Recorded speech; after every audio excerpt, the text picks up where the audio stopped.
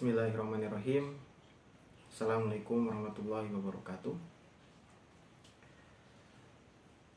Saya membuat video ini malam hari sengaja karena saya belum memiliki studio yang bagus, sehingga harus mencari momen-momen dimana suasananya sunyi gitu, agar apa yang saya sampaikan nantinya tuh bisa dipahami oleh teman-teman semua. Kenapa saya berniat untuk membuat video ini? Karena pada malam ini, ya tepat tanggal dimana Himpunan Mahasiswa Islam didirikan. Sekarang berarti umur yang ke-75 tahun. Karena HMI dulu didirikan tahun 1947 ya, tepat pada 5 Februari. Kenapa saya tiba-tiba ingin membuat video ini? Karena hati tergerak gitu ya. Saya 2015 saya ber-HMI, 15, 16, 17, 18, 19, 20, 21, 22, hampir 8 tahun mungkin, hampir 7 tahun, 7 tahun, hampir 7 tahun saya ber-HMI. Saya masuk HMI 2015, sekarang tahun 2022 awal. Saya 2015 akhir masuk HMI. Apa yang perlu saya sampaikan? Ya tentu saja di sini saya bukan sedang membuat video kampanye ya untuk mencalonkan menjadi seorang ketua umum cabang atau ketua umum Badko atau ketua umum PB. Tidak. Saya tidak sedang berkampanye. Adapun saya berpakaian rapi seperti ini karena saya menganggap formal atau penting video ini perlu didengar oleh teman-teman semua, baik yang ber-HMI ataupun bukan anggota HMI. Teman-teman yang merasa, wah nggak usah nonton video ini, ngapain ini si Rangga ngomongin tentang HMI, saya minta teman-teman untuk nonton dulu aja sampai akhir. Kenapa? Karena yang akan saya bicarakan ke depan, beberapa menit ke depan ini, saya nggak tahu ini akan berhenti di menit keberapa gitu kan, apakah menghabiskan waktu berapa menit, berapa jam, saya nggak tahu. Pokoknya saya akan berhenti ketika saya merasa udah cukup puas berbicara. Yang ingin saya sampaikan di sini bukan hanya tentang HMI, tapi besar pengaruhnya nantinya tentang bagaimana Islam ini harus dibawa, agama Islam. Di sini pun saya bukan ingin menghadirkan sentimen agama ya, seolah-olah Rangga Hafidin mabok agama, tidak. Tapi ya kawan-kawan dengarkan saja lah, nanti kawan-kawan bisa menyimpulkannya sendiri. Ada beberapa poin, saya sudah menuliskannya, yang ingin saya sampaikan.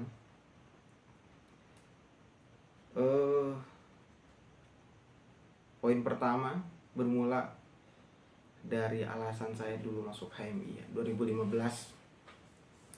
saya masuk HMI itu. 2015 saya masuk HMI. Kenapa saya masuk HMI? Ada cerita yang selalu saya ulang-ulang ketika diberi kesempatan untuk mengisi materi di forum-forum tertentu, khususnya di forum-forum HMI ya. Cerita ini di 2015 berkaitan dengan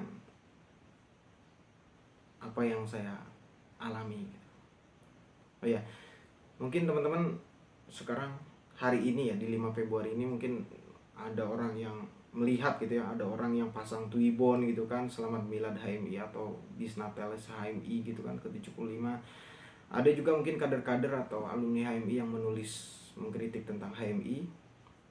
Ya, pada kesempatan ini saya tidak memasang Twibbon gitu kan di Instagram saya atau di Twitter, di manapun itu. Saya tidak memasang itu. Saya juga tidak menulis di media online atau di media cetak untuk membicarakan ini.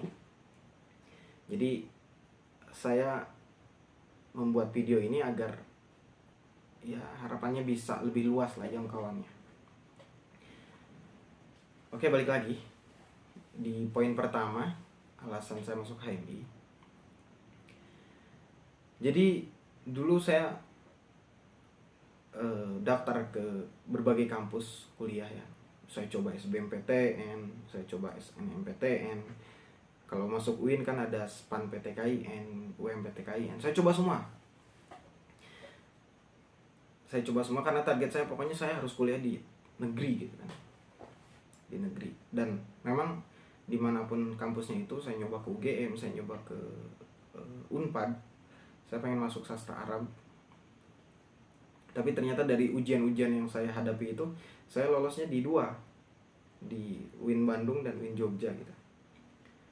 Tapi setelah berbagai pertimbangan, saya akhirnya memutuskan untuk memilih Jogja. Padahal di UIN Bandung saya udah daftar ulang ya, sekitar 1.300.000 waktu itu. Nama saya sudah resmi masuk, sudah daftar ulang, tinggal masuk kelas. Cuman saya tinggalkan itu, saya korbankan itu karena entah magnet Yogyakarta itu lebih besar rasanya. Bukan karena saya ingin mencari kota ya, kemewahan kota, bukan. Bahkan dengan saya kuliah di Bandung gitu ya, ya mungkin Bandung lebih lebih kota lah bahasanya, atau lebih kekinian bagi anak muda gitu kan. Banyak tempat nongkrong, kemudian tempat pacaran dan sebagainya gitu kan. Bukan itu, tapi atmosfer belajar di Jogja itu saya rasa lebih besar gitu dibandingkan kota-kota yang lain. Jadi saya memutuskan untuk ke Yogyakarta. Nah, waktu saya sudah sebulan kuliah di Jogja, saya komunikasi dengan teman-teman saya yang lulus di UIN Bandung. Saya dulu ada teman perempuan, dia cerita bahwa ini yang saya selalu ingat ya. Dia cerita bahwa mbak saya baru pulang nih dari Inggris. Karena saya sampai detik ini saya menggebu-gebu ya pengen kuliah ke luar negeri. Jadi katanya mbak saya kuliah di Inggris, dan di tahun itu, di 2015 itu baru pulang ke Indonesia dan lepas hijab. Dulu saya sebagai alumni pesantren gitu kan, perempuan lepas hijab gitu kan, yang tadinya berhijab sampai lepas hijab itu, ada apa nih gitu kan. Karena yang membuat saya kaget lagi itu karena memang background keluarganya tuh ya background yang religius sekali gitu. Kemudian teman saya itu cerita, hati-hati gak kuliah di UIN, karena kuliah di UIN tuh kita bisa kena wabah sipilis katanya. Wabah apa itu kan, saya pikirnya penyakit gitu. Ternyata maksudnya itu guyon ya. Jadi sipilis itu sekularisme gitu kan, liberalisme dan pluralisme gitu, seperti itu. Kenapa emang? Ya karena yang saya ingat dulu ya, mohon koreksi kalau misalnya teman saya menonton video ini, yang saya ingat itu ya karena di Barat itu katanya paham liberal, Islam liberal itu kuat banget gitu kan, sehingga bahaya gitu. Lah kan saya nggak kuliah di Barat, maksudnya saya nggak kuliah di Eropa, saya nggak kuliah di Amerika ya. Tapi dia bilang enggak, dosen-dosen UIN Jogja, dosen-dosen UIN tuh kebanyakan alumni dari Barat katanya, dari Amerika, dari Eropa. Sehingga paham-paham yang mereka ajarkan di kampus-kampus pun cenderung liberal katanya kayak gitu. Saya penasaran karena dulu saya bukan tipikal orang yang suka baca buku-buku serius ya. Bacaan saya novel. Saya senang sekali membaca karya-karyanya Habibur Rahman El-Siraji gitu kan, nuansa Islaminya kuat banget gitu kan.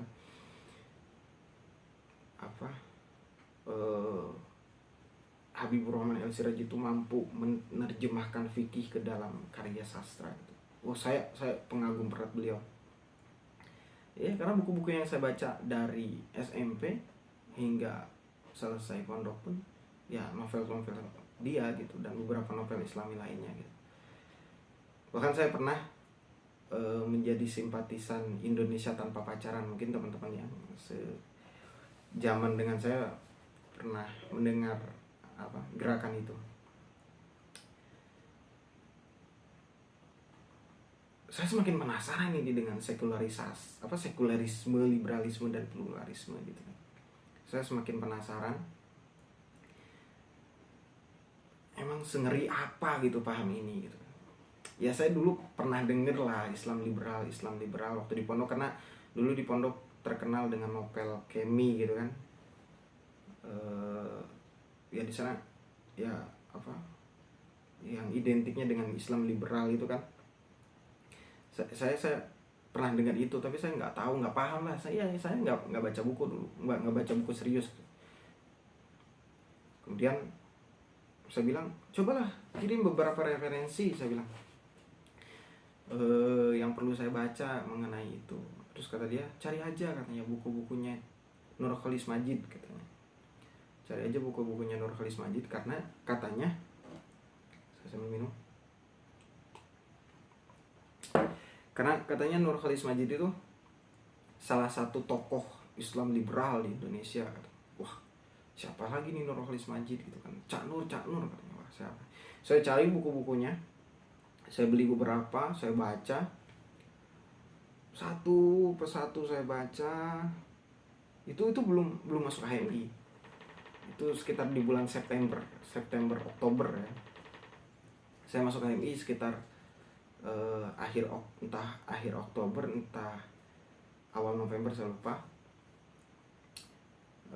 Saya baca buku itu, kemudian wah, apa yang salah dengan pemikiran Nurcholish Madjid gitu. Bahkan semakin lama saya membaca, ada satu statement yang mengenai sekularisasi ya, karena saya belum paham waktu itu. Wah, sekularisasi gitu kan, dan lain sebagainya. Wah, ini mungkin yang dibicarakan. Saya baca itu. Jadi konsep sekularisasi yang saya baca melekat hingga detik ini tuh, yang dikatakan Nurcholish Madjid dan yang diinginkan oleh Nurcholish Madjid kepada umat Islam di Indonesia itu, yaitu mensakralkan. Nah, sekularisasi ini kan bukan semata-mata memisahkan antara urusan agama dengan dunia gitu kan.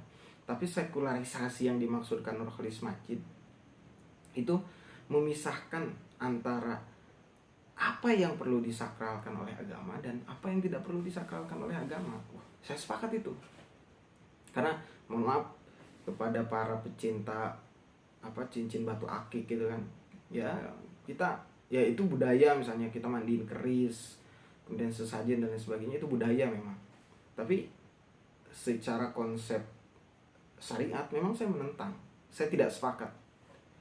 Tapi secara budaya ya itu biarkan apa adanya, karena itu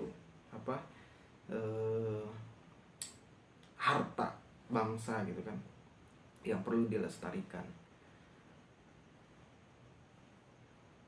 Jadi yang saya pahami dari konsep sekularisasinya Nurcholish Madjid itu, sucikan apa yang harus disucikan oleh agama, dan gak perlu disucikan apa yang gak perlu disucikan oleh agama. Jadi proses cincin batu giok itu dimasukin jin gitu kan, supaya punya kekuatan dan lain sebagainya. Kalau kata orang Sunda, biar punya simak dan lain sebagainya gitu kan. Ya itu konsep yang saya tidak sepakat di sana. Menurut saya, wah ini benar ini. Nah, kenapa orang Indonesia tidak suka dengan konsep ini? Usut punya usut, ternyata orang Indonesia yang reaksioner menganggap bahwa konsep sekularisasi yang dimaksudkan Nurcholish Madjid ini sama dengan konsep sekularisme yang berkembang di Barat. Padahal beda. Nur Khalis Majid bukan memisahkan agama dengan dunia, bukan.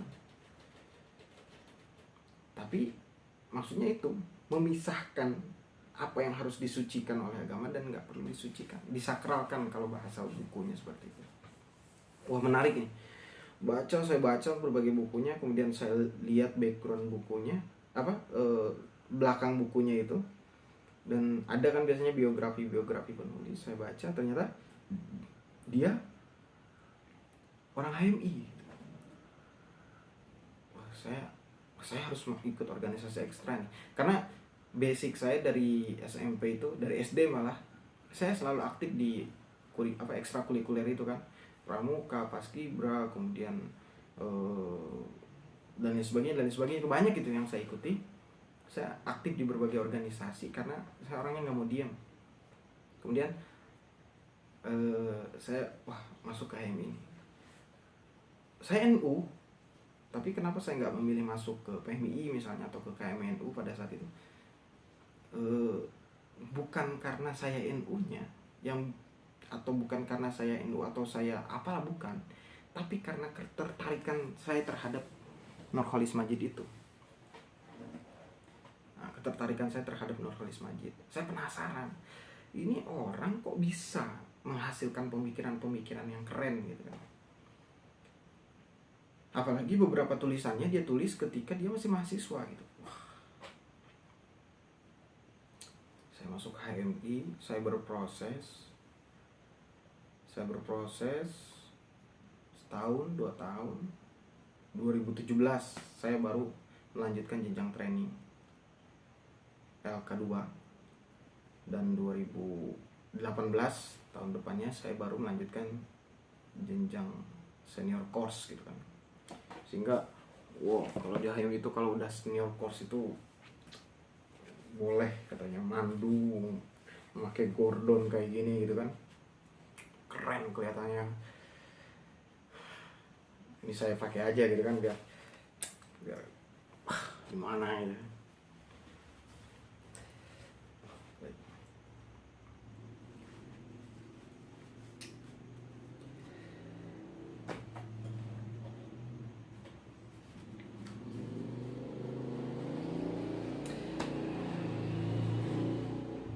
Semakin lama saya berproses di HMI, saya semakin menemukan kejanggalan-kejanggalan. Di 2016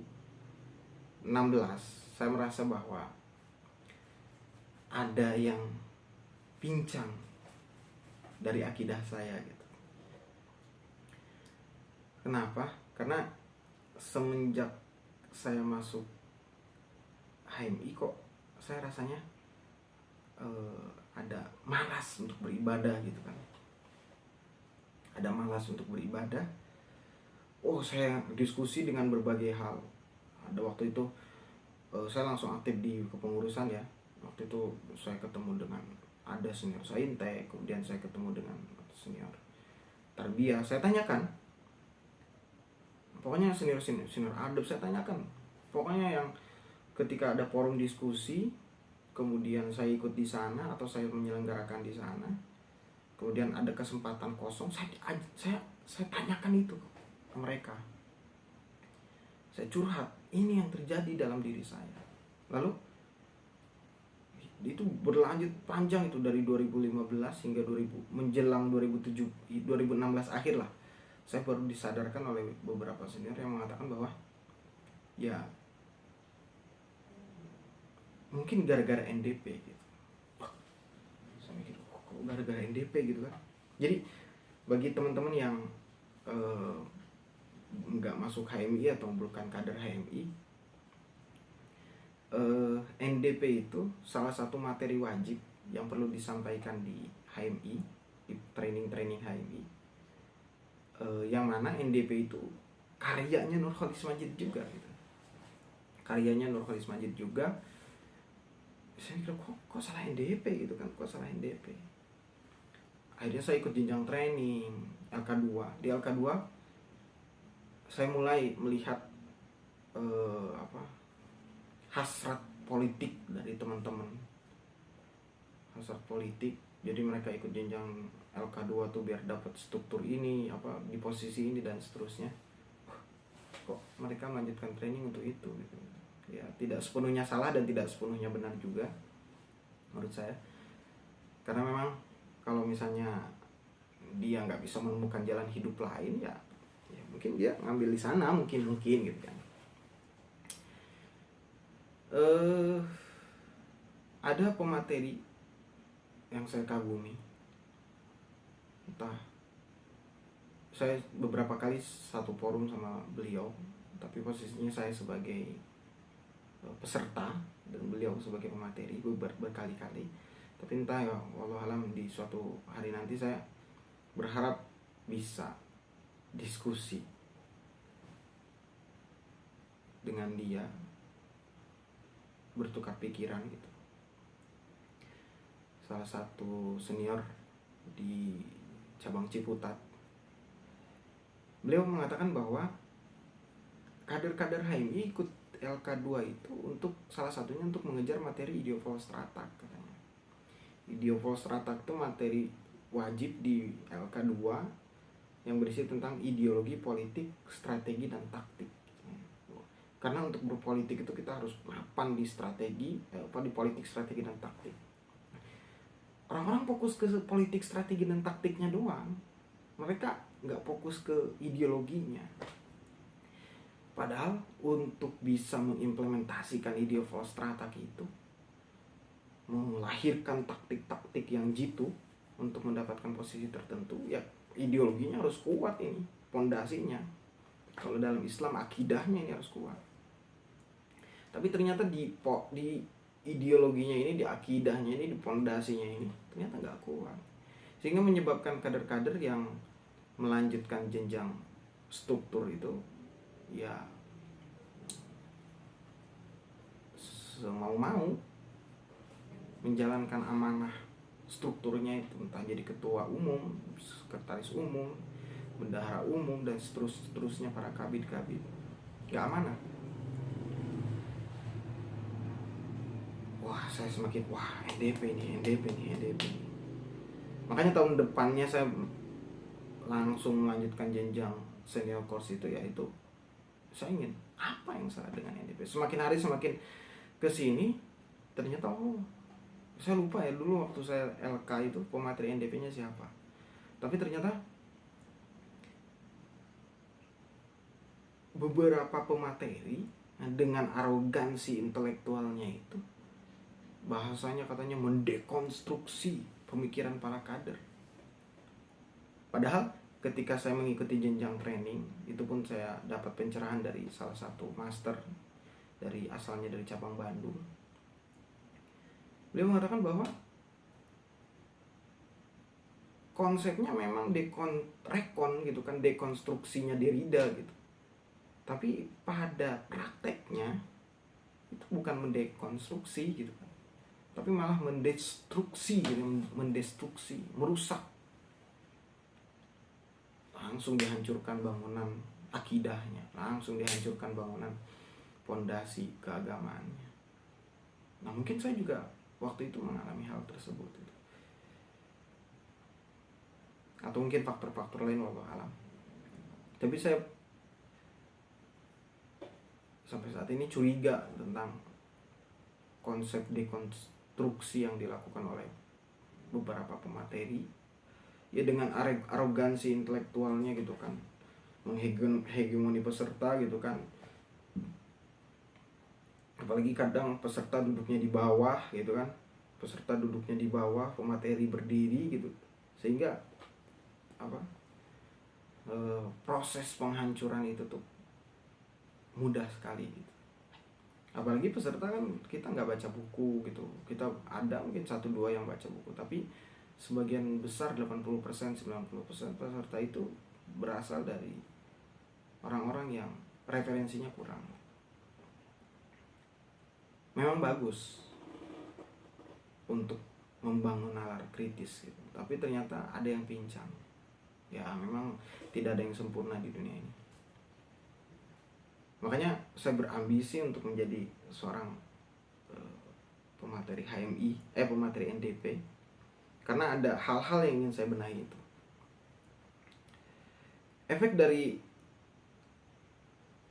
NDP itu berefek kepada ya imbasnya dari pemahaman NDP yang keliru itu atau proses penyampaian NDP yang keliru itu berimbas kepada proses kader dalam kehidupan sehari-harinya, baik posisi dia sebagai manusia, posisi dia sebagai mahasiswa, posisi dia sebagai seorang muslim, posisi dia sebagai seorang anak, sehingga krisis identitas gitu. Tidak sedikit aja anak jadi membangkang kepada orang tuanya, tidak sedikit membangkang kepada Tuhannya gitu. Pembangkangan apa sih yang terjadi gitu? Ya banyak lah, kita nggak usah munafik. Banyak kader-kader yang setelah ber-HMI malah kenal dengan minuman keras, kenal dengan seks bebas. Ya usikum wa iyaya nafsi ya. Meskipun saya dulunya bukan berasal dari orang yang suci gitu kan, ahli ibadah bukan, tapi ya realita itu memang terjadi di HMI.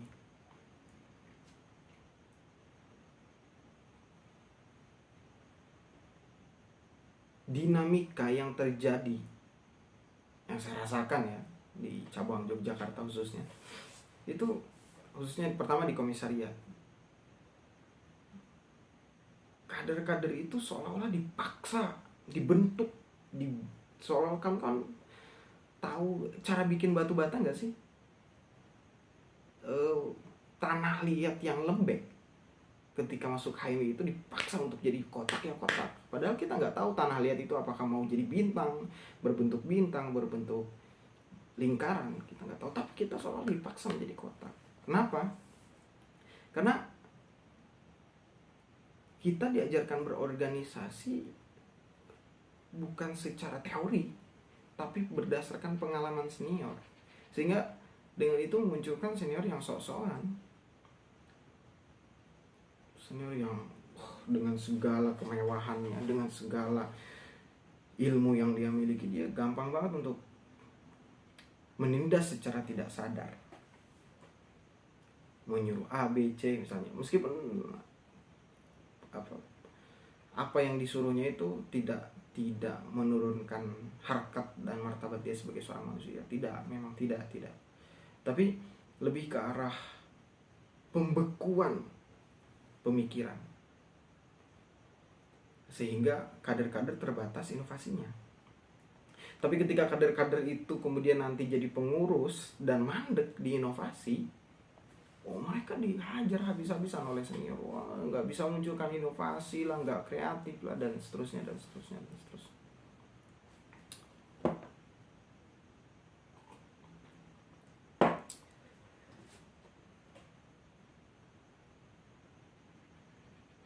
Tapi dilema juga gitu, karena saya pernah berada di posisi bawah dan saya juga pernah ada di posisi senior gitu kan,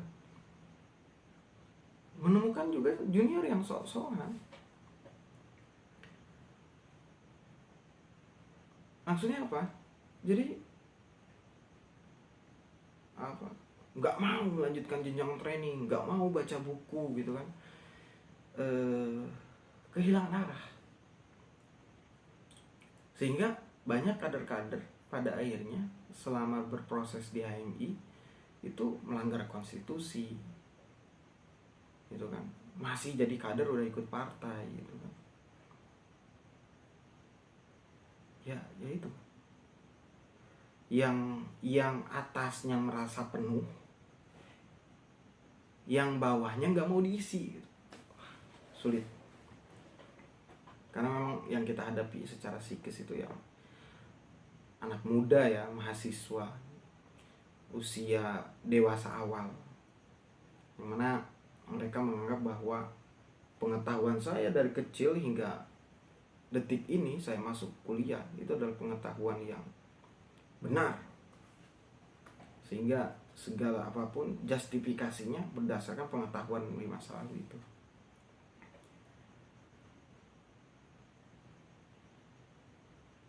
Kemudian Ya itu arogansi intelektual tadi itu yang saya katakan.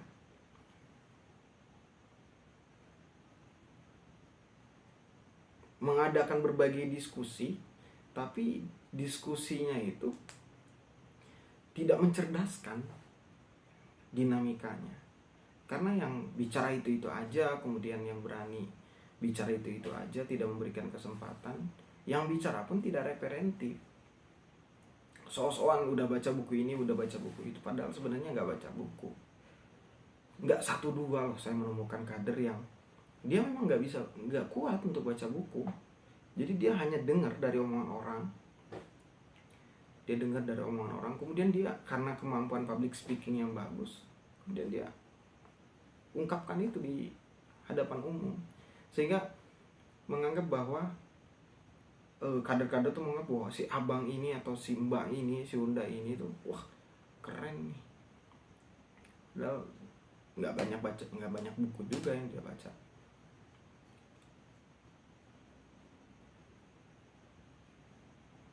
Selain itu yang saya temukan juga menjatuhkan mental gitu, dengan alasan pendidikan gitu. Kalau misalnya kita ini anak SMA gitu, ya walaupun walau alam juga ya, saya tidak membenarkan juga itu proses senioritas menjatuhkan mental gitu kan. Kayak misalnya belum LK2 udah ngobrol sama tembok gitu kan, belum SC nggak boleh masuk nggak masuk ruangan. Padahal Nurul Khalis Majid itu tadi saya katakan di awal nggak perlu mensakralkan. Ini pun nggak sakral, ini nggak sakral. Ruangan MOT itu nggak sakral. Kenapa harus disakralkan? Sertifikat LK2 itu nggak sakral. Kenapa kita harus sok-sokan sudah LK2 gitu kan? Ini ngobrol sama tembok gitu. Usikum wa ya nafsi. Mungkin sekali dua kali juga saya pernah terjebak pada budaya seperti itu. Kemudian gagalnya penyampaian NDP berimbas juga kepada jenjang training. Kenapa saya katakan jenjang training? Karena ya kita nggak bisa menutup diri gitu kan, menutup telinga kita bahwa kita tahu proses jenjang training pasca LK1 seperti LKK, LK2, SC, LK3 80% bukan murni dari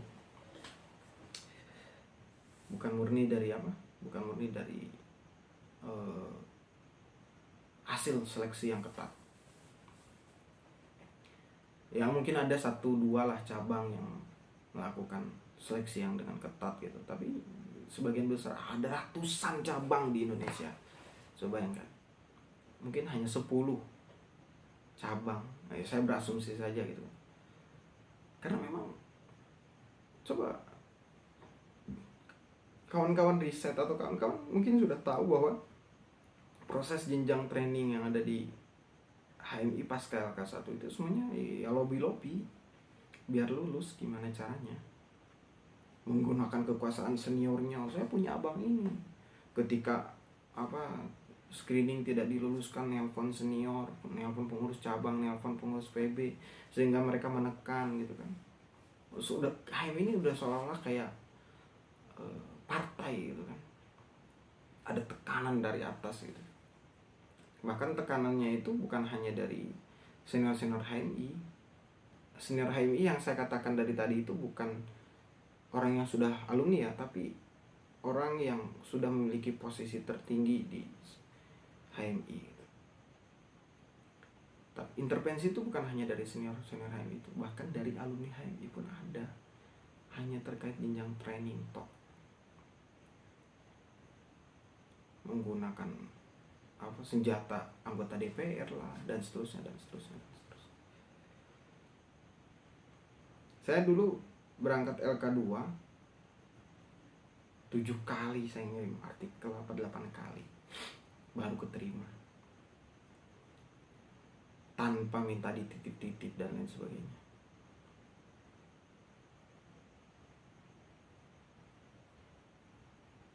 Begitupun dengan apa, senior course itu.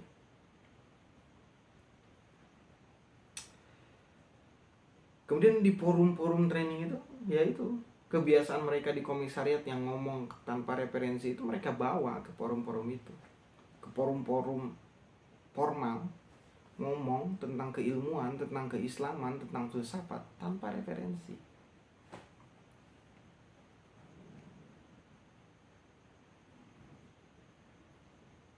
Mereka nggak baca buku.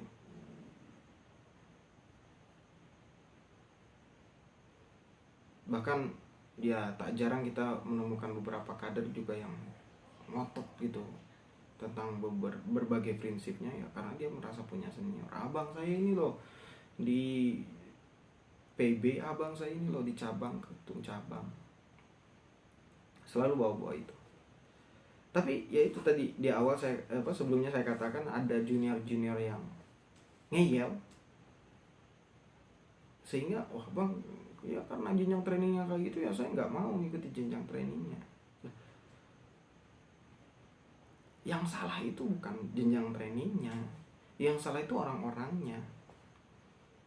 Maka kalau misalnya para kader punya mental-mental seperti itu, ya tinggal nunggu kehancuran saja HMI-nya. Sama hal seolah-olah kan berislam tapi nggak mau ngambil repotnya,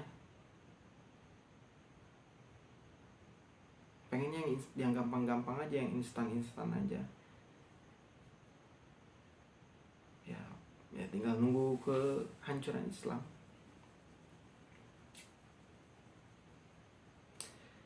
Banyak kader-kader yang hingga detik ini yang mendewakan tokoh-tokoh gitu, biar dianggap paling hijau hitam, paling HMI gitu kan. Wow, ada abang ini di posisi menteri, ada abang ini di posisi DPR. Wah, mendewakan tokoh gitu. Kemudian statusnya dipenuhi dengan ngopi dengan abang ini, ketemu silaturahmi dengan abang ini, foto dengan pengurus PB dan seterusnya. Mendewakan tokoh. Padahal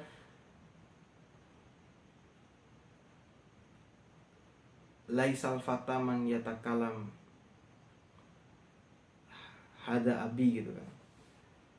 Innal fata may yaqulu ha anaza gitu. Ya bukan mengatakan ini bapak saya, ini kakak saya. Seorang pemuda itu yang mengatakan ini saya gitu. Saya bisa gini karena saya. Ada jiwa muda itu, jiwa optimisnya itu kuat. Tapi kalau misalnya sudah menyandarkan dirinya kepada manusia, ya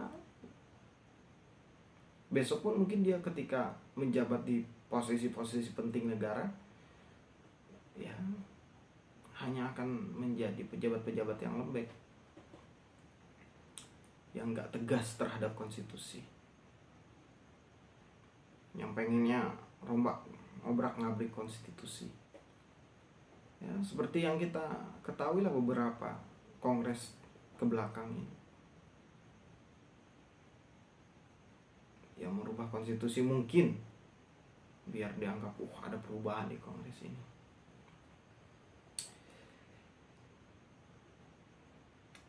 Itu beberapa, banyak sebenarnya kegelisahan. Dan kalau misalnya saya ceritakan itu akan panjang durasinya.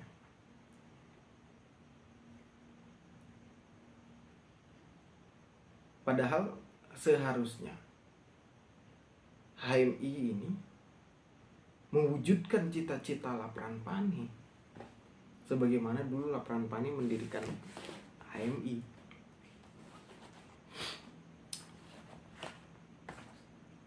Salah satu latar belakang HMI didirikan itu adalah Lapran Pane, bukunya itu.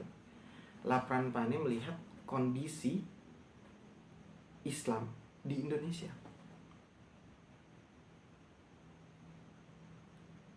Dia mengklasifikasikan, ini sebelum HMI didirikan loh. Kenapa sih HMI harus didirikan? Lapran Pane mikir, ada 4 faktor. Salah satu faktornya dia melihat kondisi Islam di Indonesia. Kondisi Islam di Indonesia pada saat itu 1947 Islam banyak, tapi kaum Islam terpelajarnya sedikit. Bukan hanya terpelajar, tapi mikir. Laporan Pani bilang bahwa yang paling banyak dari golongan, ada 4 golongan Islam, dan yang paling banyak adalah golongan orang awam. Yang diinginkan oleh laporan Pani ini memperbanyak SDM yang terpelajar, kaum mahasiswa gitu. Makanya himpunan mahasiswa ini khusus untuk mahasiswa, bukan untuk preman gitu kan, bukan untuk orang-orang yang barbar gitu kan, yang ketika kongres atau ketika forum-forum konferensi cabang atau muscab itu, atau bahkan RAK itu pada lempar-lempar kursi, pukul-pukulan dan seterusnya. Kaum terpelajar gitu. Tapi laporan Pani nggak bilang bahwa golongan awam, alim ulama, kearab-araban atau alim ulama mistik dan para pengikutnya itu bukan di bumi hangus kan. Enggak, laporan Pani nggak ada pun satu kata yang laporan Pani katakan bahwa mereka ini golongan Islam yang bukan pelajar ini harus dibunuh. Enggak ada. Nggak ada bahasa kayak gitu.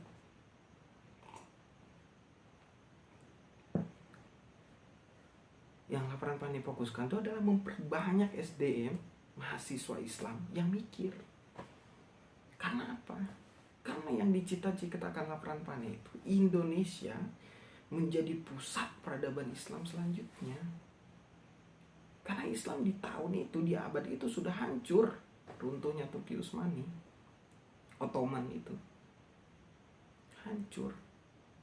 Peradaban keilmuan gak ada. Kita gak mampu memunculkan tokoh-tokoh Islam lagi.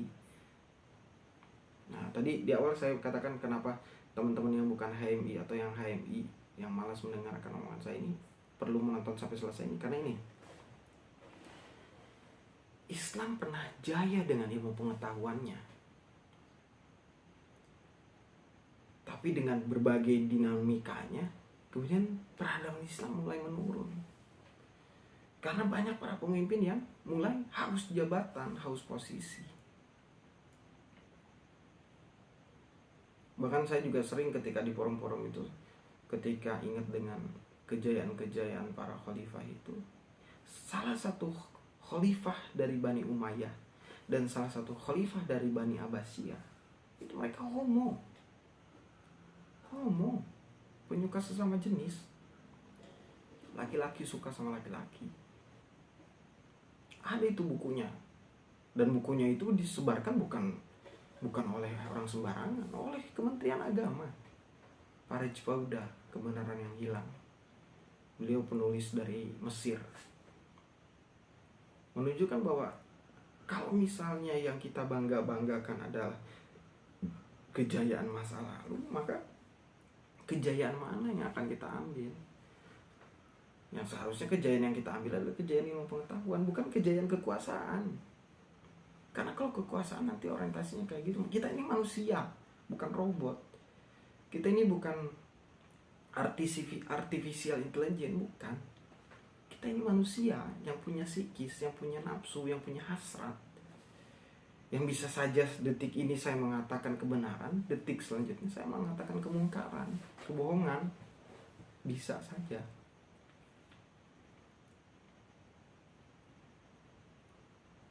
Dan yang diinginkan laporan Pani itu adalah memperbanyak SDM orang-orang Islam yang mikir, kaum-kaum terpelajar, supaya mendatangkan lagi peradaban Islam. Saya sering mensimulasikan bagaimana caranya untuk membangun peradaban, yaitu membangun nalar kritis, bahkan kritis terhadap kitab suci dan hadis yang kita pegang selama ini. Saya sering katakan bagaimana si Isaac Newton berhasil menemukan teori gravitasi. Kan konyol, dia menemukan teori gravitasi hanya dari melihat apel jatuh. Wah, apel jatuh nih. Hanya melihat itu aja. Kalau misalnya dia saja bisa melahirkan teori dari fenomena alam apel jatuh, kenapa kita nggak bisa memunculkan teori dari kitab suci yang kita anggap suci? Karena orang Islam sekarang ini masih menjadikan kitab suci itu saking sucinya itu cuma disimpan di atas lemari doang, nggak dibaca, nggak disentuh. Sekalipun dibaca doang, nggak dikritisi, nggak dibedah ilmu pengetahuannya.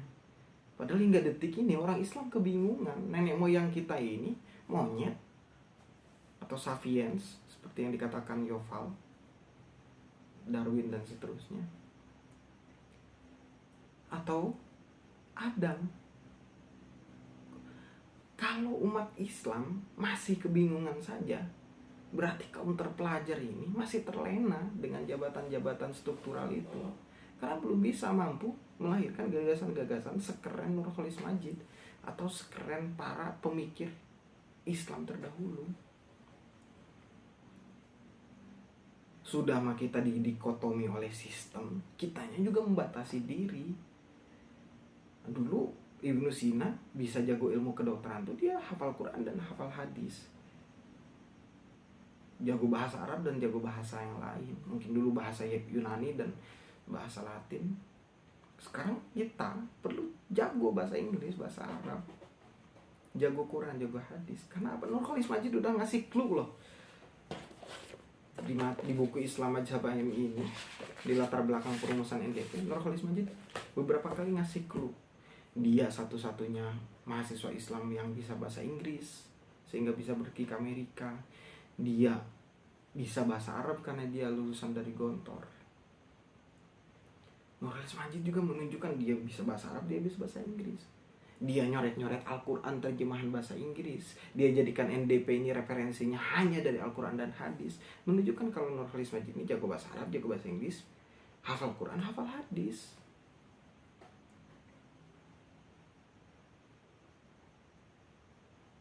Dengan segala hormat gitu kan. Ya, mungkin sebagian orang hanya hafal hadis an-nadhafatu minal iman gitu kan, kebersihan sebagian daripada iman. Padahal itu bukan hadis sahih. Ini problem.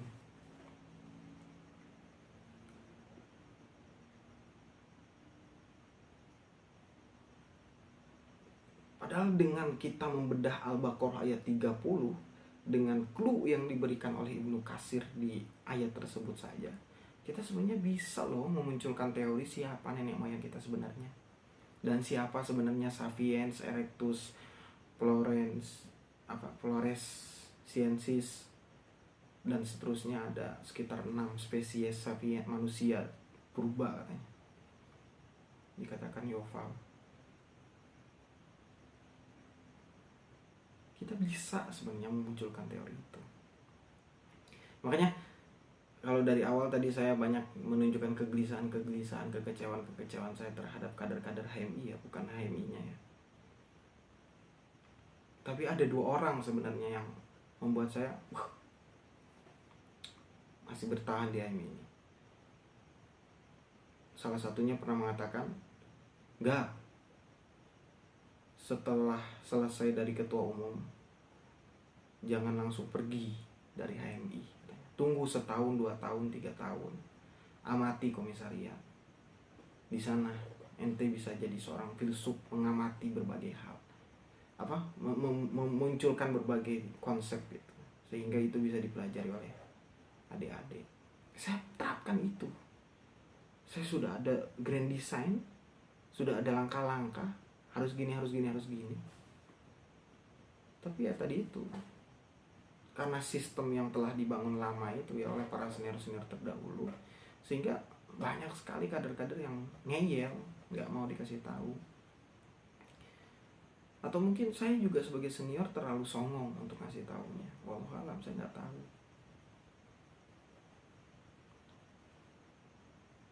Itu salah satu senior. Yang kedua, senior yang selalu membenturkan saya dengan ilmu pengetahuan. Makanya 2 senior itu saya nggak sebutkan namanya, yang menginspirasi saya. Kami diskusi tentang berbagai hal tentang Islam dan ilmu pengetahuan, sampai gagasan muncul itu. Kenapa sih kita harus, ketika dijilat anjing itu, kenapa kita harus membasuh dengan tanah? Apa tanah itu, di pH tanah itu atau kandungan kimia dalam tanah itu hanya tanah lah yang bisa mengangkat berbagai bakteri dari anjing itu. Tapi kalau misalnya kita mikir kritis sebagaimana Isaac Newton mikir dia melihat apel jatuh, maka mungkin kita bisa melahirkan sabun khusus dengan kualitas tinggi sehingga tanpa tanah pun kita bisa membersihkan itu. Kenapa kita nggak sampai berpikir sampai sana? Kita masih terjebak, wah itu kan syariat. Ya itu syariat, maka perlakukanlah syariat sebagai syariat. Tapi dari syariat, dari Al-Quran, dari hadis, kita ambil clue-nya. Kalau orang lain bisa cocokologi dari apel jatuh, kenapa kita nggak bisa cocokologi dari Al-Quran, dari hadis? Kenapa enggak? Dan itu harusnya tugas HMI. Karena tujuan HMI didirikan itu, laporan Pane pengen banyaknya kaum terpelajar supaya meningkatkan peradaban Islam dari segi ilmu pengetahuan.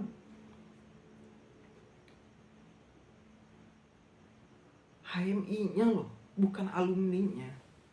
HMI-nya. Kalau misalnya kita katakan alumni, Bang, ada alumni yang udah di sini, di sini, di sini, di sini. Itu bentukan tahun kapan? Bentukan abad 21 ini mana? Ada jutaan kader HMI. Mungkin kalau dihitung. Tapi gak mampu tuh membawa kemakmuran manusia di Indonesia.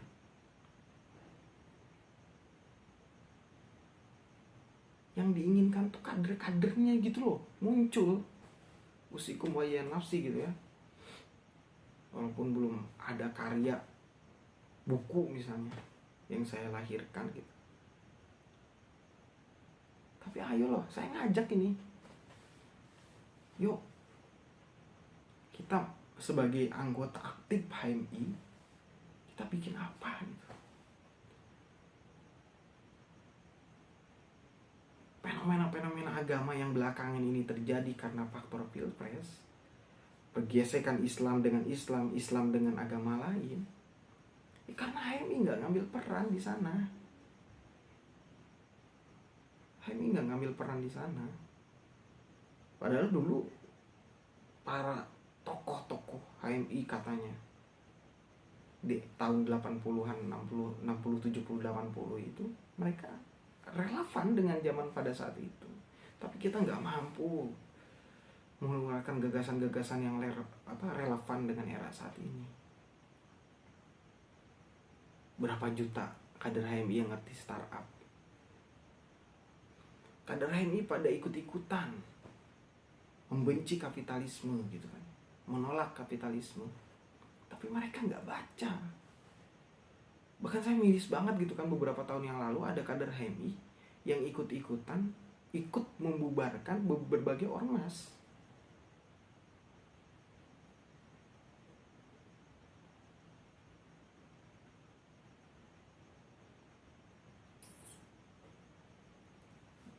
Kayak nggak punya kayak nggak punya garis merah gitu, kayak nggak punya jiwa gitu. Ya karena itulah tadi, karena banyak kader HMI yang nggak memahami NDP secara maksimal.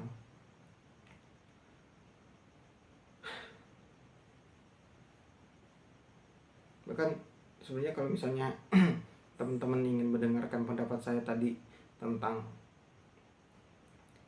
nenek moyang kita tuh sebenarnya Adam atau Sapiens, ya karena saya udah diskusi dengan 2 orang tadi itu beberapa tahun yang lalu. Ya mungkin di kesempatan lain lah saya sediakan videonya.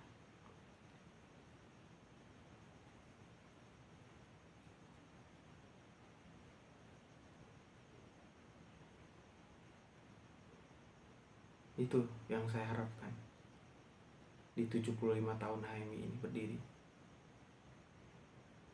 Islam harus jaya lagi dari segi ilmu pengetahuan.